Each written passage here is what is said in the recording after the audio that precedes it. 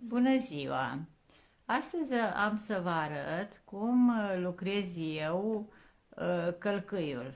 Uh, Eu la călcâi, la majoritatea ciorăpeilor mei, am făcut un model.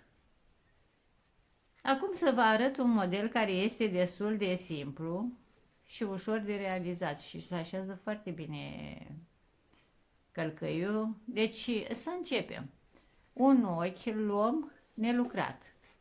Lucrăm pe dos, pe față,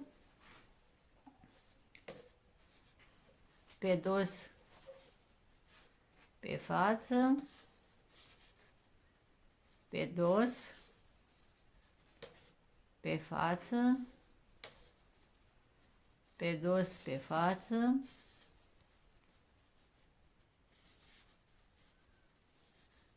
pe față, pe dos, tradiționalul, pe față, pe dos. Ei, nu vrea să stea.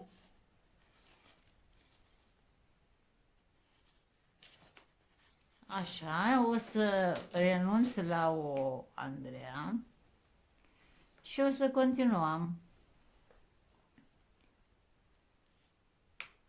Un ochi pe față, unul pe dos,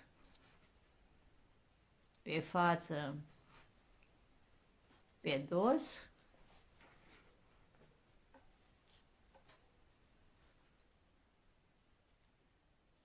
pe față, pe dos și uite așa o să mergem până la sfârșitul rândului.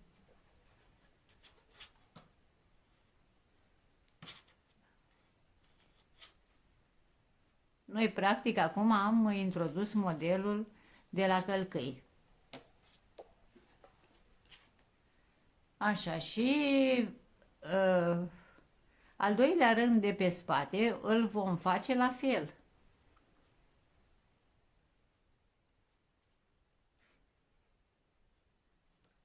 Pe față, pe dos, până la capăt.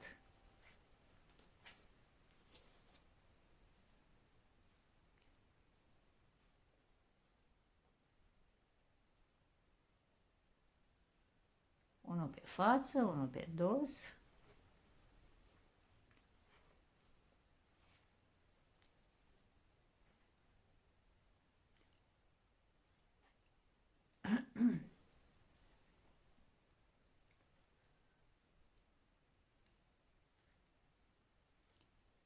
Este un model extrem de simplu.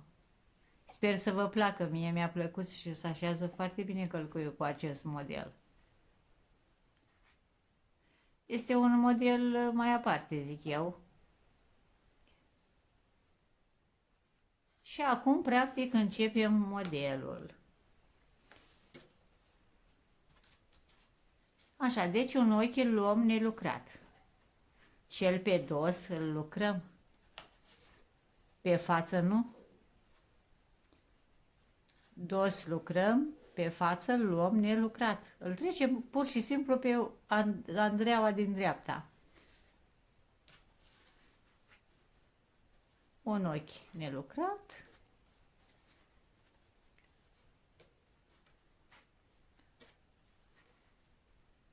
Nelucrat, lucrăm, nelucrat, lucrăm. Deci cel pe față îl luăm nelucrat și îl lucrăm doar pe cel pe dos.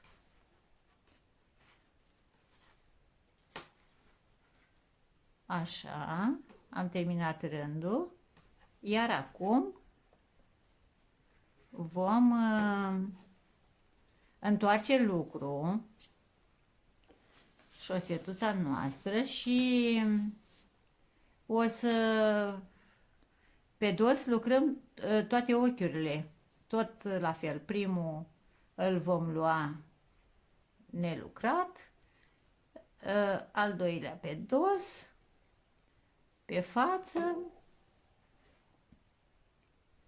pe dos.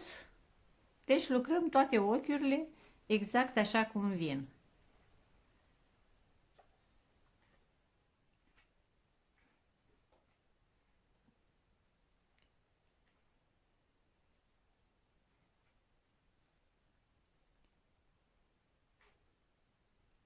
Pe dos, pe față,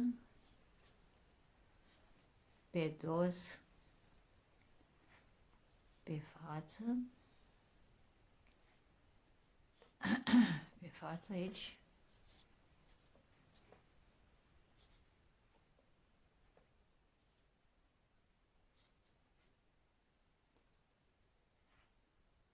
pe dos,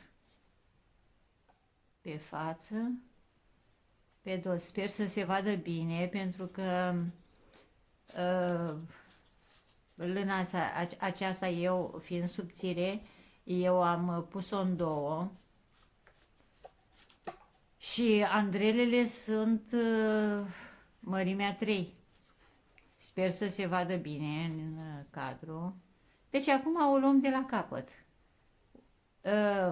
Un ochi nu-l lucrăm, cel pe dos îl lucrăm, cel pe față îl trecem pe Andreea. Deci practic nu-l lucrăm.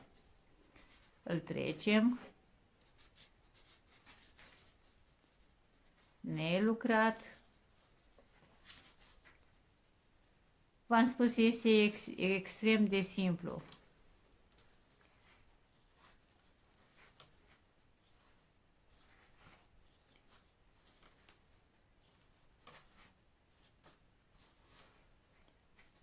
Și dumneavoastră puteți să adaptați și alte modele, nu-i neapărat numai acesta. Eu vi l-am arătat așa ca să vedeți cum fac eu. Și există foarte multe posibilități pentru acest călcâi. Acum toate ochiurile vin pe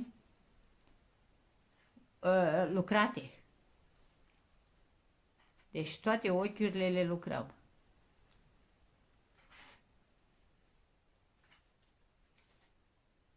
Pe dos.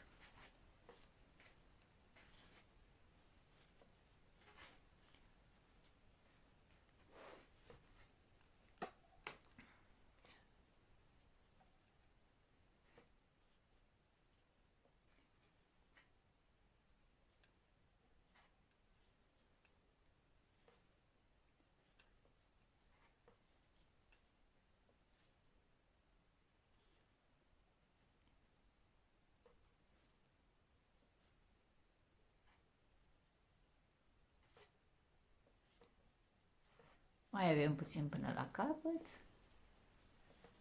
și mai terminăm un rând. Acum întoarcem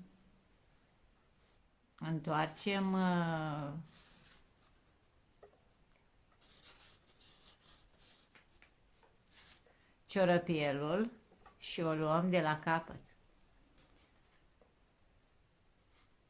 Un ochi îl luăm nelucrat, cel pe dos îl lucrăm, cel pe față nu, îl luăm nelucrat,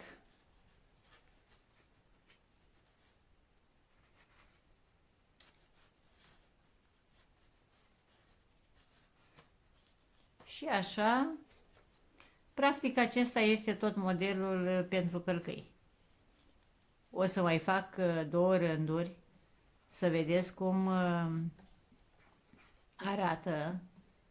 Am să-i fac poză și am să vă arăt întreg modelul de la început.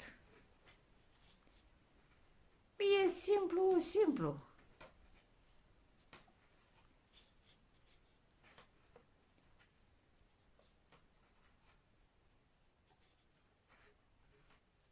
Acum ne întoarcem și lucrăm tot rândul, așa cum vine, pe dos, pe față. pe dos, pe față, pe dos, până la terminarea rândului.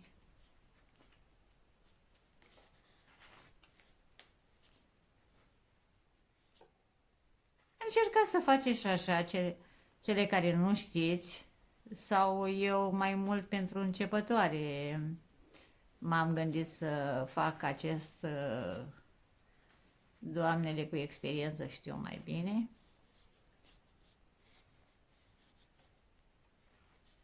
Deci lucrăm pe dos cum vin ochiurile. Pe față, pe dos, pe față, pe dos.